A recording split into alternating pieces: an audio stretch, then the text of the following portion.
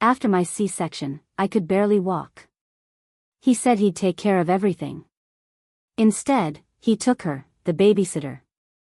One night, I woke up to an empty crib and a missing car. When they came back, he said, "You'll never be enough again." The next morning, he was gone. And so was his bank account. My name's Danielle. I'm 31. I lived, in a small rental house in Athens, Georgia. I gave birth to my daughter, Ellie, by C-section 2 months ago. It was my first baby. The surgery went okay, but the recovery? It was brutal. I could barely get out of bed without feeling like I'd rip in half.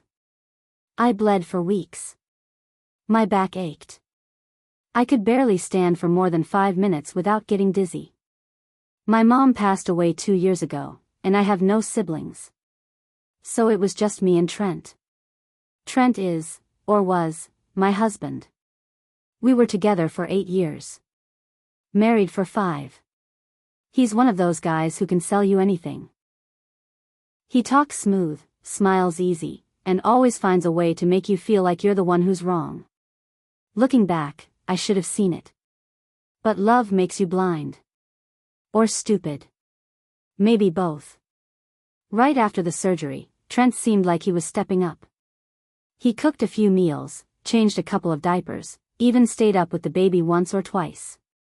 He told me, "You just focus on healing." I got everything else. For a little while, I believed him. But then he stopped. Slowly. Quietly. Like he was peeling away his mask. He'd leave dirty dishes in the sink, then complain there were no clean ones. He started going out more, disappearing for hours, claiming he was at the shop. He works on cars, well, used to. He never had a real schedule, just side gigs. That's how it started, short absences. Snapping over small things. Telling me I looked tired all the time.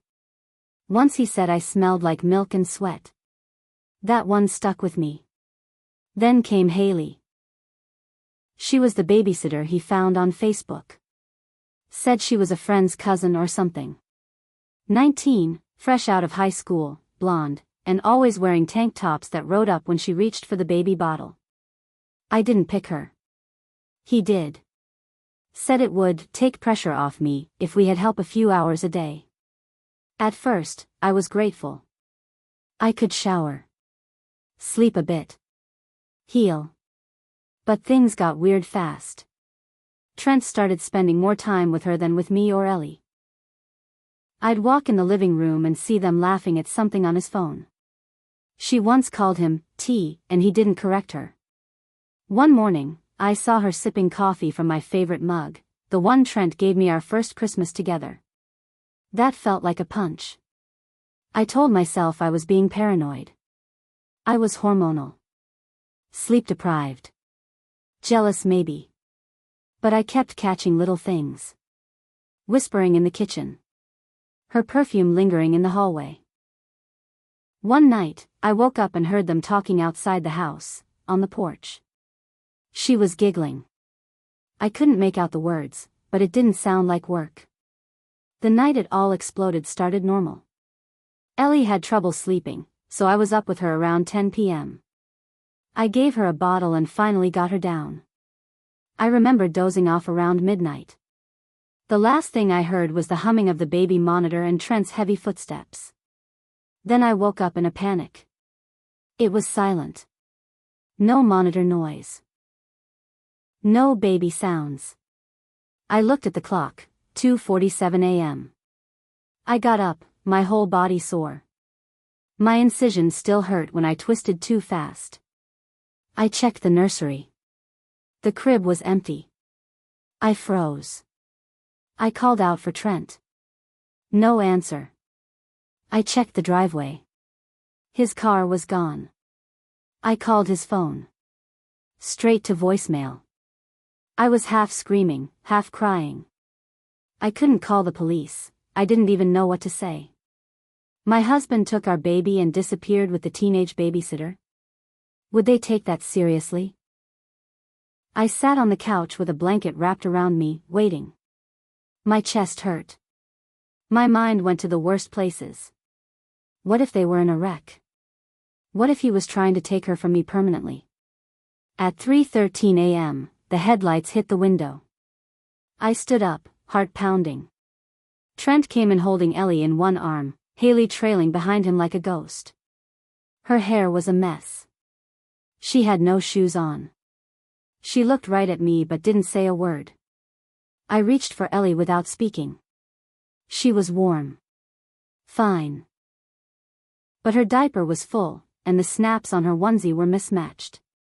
She smelled like cologne. His cologne. That's when I asked, "Where were you?" He didn't hesitate. He said, "You'll never be enough again." Just like that. Like I wasn't even a person. I didn't yell. I didn't cry. I just took Ellie and went back to the bedroom. Locked the door. Held her all night. I didn't sleep. In the morning, he was gone. He took his clothes. His Xbox. His toolbox. My laptop, too. Left the car but took the keys. Most of the baby formula was gone, along with the bottle warmer. And the bank account? Emptied. Every last cent. I had $17 in cash. 1 box of diapers. No job. And a 2-month-old who needed everything. But what he didn't know was that I had one thing he didn't count on: time. Time to get smart. Time to figure it out. Time to get even. After Trent left, I didn't cry. Not right away. I was too busy trying to figure out how to survive. I called the bank. The lady on the phone sounded sorry, but not helpful. The account was in both our names, so technically he hadn't stolen anything. Legally, he had a right to every dollar in there. She said I should open my own account. I told her I didn't have anything to put in it. I applied for WIC and food stamps the next day. I waited in line for hours with Ellie in a wrap against my chest, praying she wouldn't start crying. People stared. One woman offered to buy me a sandwich. I said no, but I cried in the car later. I sold my wedding ring for $320 at a pawn shop on Baxter Street. They didn't even pretend to care about the meaning behind it. Just waited, gave me cash, and called for the next customer. A week later, Trent posted a photo on Facebook. Him. Haley. And Ellie. They were standing in front of some rundown cabin with a lake behind them. Haley was holding Ellie like a purse, fake smiling. Trent had a beer in his hand and his arm wrapped around Haley's waist. The caption read, "Starting fresh with my girls." My girls. I could have thrown my phone at the wall. Instead, I took screenshots. I took screenshots of everything, every post, every message, every photo. I started building a folder. Not just for me. For court. For custody. But that wasn't enough. One night, I got a message on Instagram from someone I didn't know. Her name was Amanda. "Hey. Are you Trent's wife?" I stared at it. Typed back, "I was." "Why?" She said, "I think you should see something." She sent screenshots. Text messages. Photos. Trent had been sleeping with her too. Before Haley. While I was pregnant. She met him on a dating app. He told her he was single. That he had no kids. She said he always paid in cash. Said he had a secret house project outside of Athens. Sounded a lot like the cabin in the picture. He was cheating on me while I was growing his baby. He was cheating on Haley while I was bleeding on the bathroom floor, trying to heal. Suddenly it all clicked, why he stopped touching me. Why he barely looked at Ellie when she was born. Why he was never around, even before Haley. I asked Amanda if she'd help me. She said, "Hell yes." We talked for hours. She was older than Haley, maybe in her late 20s. Smart. Careful.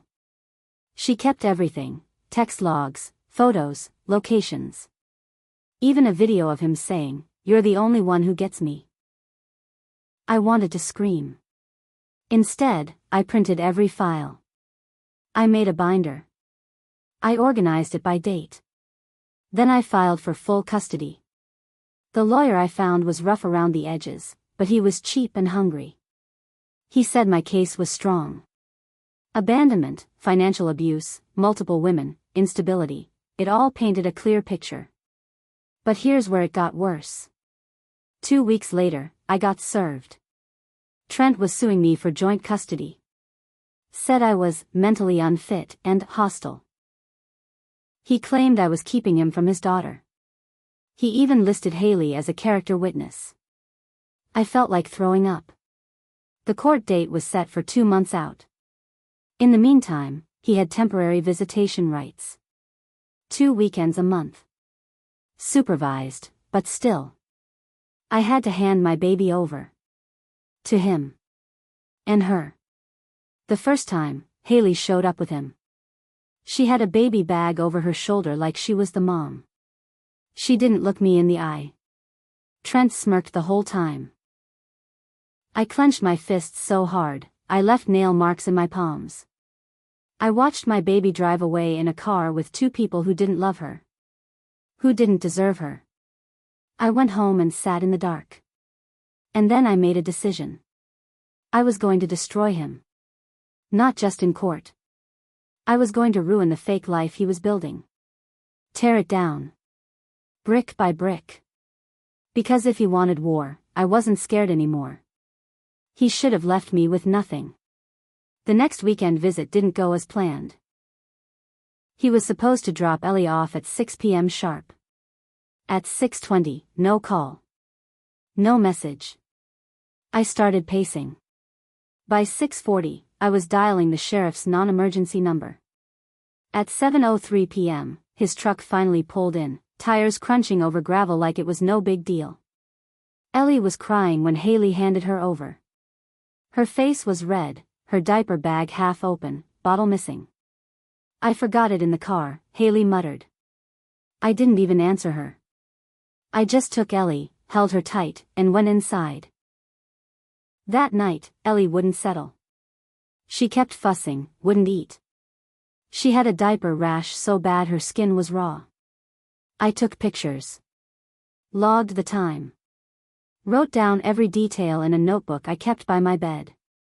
2 days later, I called Amanda again. "You still want to help?" I asked. She didn't even pause. "What do you need?" We came up with a plan. Amanda would reach out to Haley through a fake Facebook profile. Pretend to be someone who knew Trent from way back. Someone who had a baby with him too. At first, Haley ignored the messages. Then she took the bait. It started slow, likes on posts, 1 or 2 replies. Then late one night, she responded with, "Wait, you have a kid with Trent too?" Amanda replied, "Yeah. Girl, he told me you were just the babysitter." And just like that, it blew open. Haley started pouring her heart out. Said she felt trapped. Said Trent promised her they'd start a family, but now he just drank all day and called her names. She said he spent money like water, but they were behind on rent at the cabin. She even admitted he left Ellie in the car once while he ran into a gas station for beer. I told Amanda to screenshot everything. The gold came a few days later. Haley sent Amanda a video. Trent, drunk, holding a beer, yelling at Haley while Ellie screamed in the background. In the video, he said, "Clear as day, I don't give a damn about that kid. She was your idea." Amanda sent it to me. I sat there shaking, phone in my hand, Ellie asleep in the next room. I knew then, I had more than enough. But it didn't stop there. That same week, I got a call from a woman named Tasha. She got my number from Amanda. Trent dated my cousin. He told her he was single. Got her pregnant. Then ghosted her. I almost dropped the phone. Tasha sent me proof. Messages. Ultrasound pics. She even had a photo of Trent with her cousin at a Chili's in Monroe, dated 5 months before Ellie was born. That made 3 women. Me. Amanda. Her cousin. I called my lawyer. He said, "You bring all this to court, he won't get visitation. He might get jail time." And still, I wasn't done. I started digging into his finances. Credit reports. Public records. Turned out the cabin? Not in his name. It was rented under someone else, his buddy, Mike. I found out Trent had been using fake addresses to apply for credit cards. He'd maxed out 3 under my name while we were still married. I hadn't even known. That was the final straw. I went to the police. I showed them everything. They opened an investigation into identity theft and fraud. I filed a restraining order. I added every single document to my court binder. It was 2 inches thick now. At our next court hearing, Trent showed up in a cheap button-down, acting confident. Haley wasn't with him.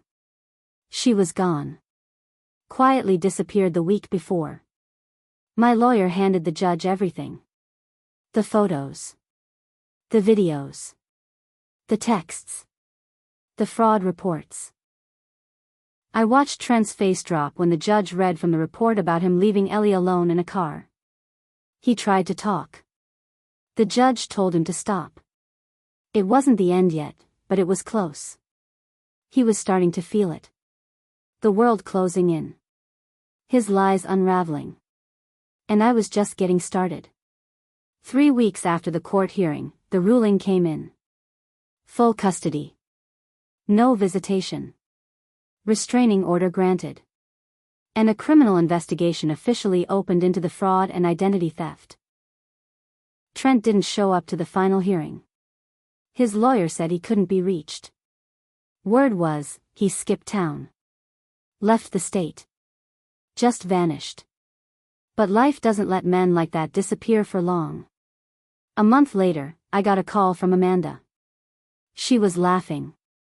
"Girl," she said. "You need to sit down." Turns out, Trent tried to move to Florida. Told people down there he was starting fresh. He got a job at some shady garage in Daytona Beach under a fake name, Tony Watts. It didn't last. Someone at the shop ran a background check and saw his face pop up on a Georgia warrant list. The identity theft charges stuck. The credit card fraud. The missing child report that never got closed. Everything I handed over to the police? It hit the system. They arrested him outside of a liquor store, drunk, trying to pawn a stolen drill. I watched the arrest video online. Someone posted it to Facebook. He cried like a kid. Kept yelling, "This is all fake. I'm a victim." I didn't feel bad. Not even a little. Haley came back around a few weeks later. She showed up at my door, shaking, holding a little backpack. I opened the door slow, unsure. "I'm not here to fight," she said. I wanted to say I'm sorry." She looked different. Pale. Thin. Scared. Said she'd been living out of her car since Trent left her. Said he drained her bank account, too. Promised her they'd move to Florida together, then left her in a motel outside Savannah with no money and a busted phone. She handed me a USB stick. "He kept all kinds of stuff on this," she said. "Bank info. Photos. Emails. I think he was planning something worse." I took it. On that USB, I found evidence he had tried to open a loan in Ellie's name, her name. He used her birth certificate, which he'd taken when he emptied our safe. I turned it over to the police immediately. That added 2 more federal charges. He went from facing probation to facing 10 years. While the court process dragged on, I worked. I got a part-time job at the daycare down the street, one that let me bring Ellie. I started selling handmade baby blankets on Etsy at night. I wasn't rich, but we had food, rent, diapers, and peace. But I wasn't finished with him. I filed a civil lawsuit for damages, emotional distress, stolen money, identity fraud. My lawyer said I might not see much, but even a little bit would make a point. A year later, the court awarded me $47,000. Trent didn't have it. But now he owed it.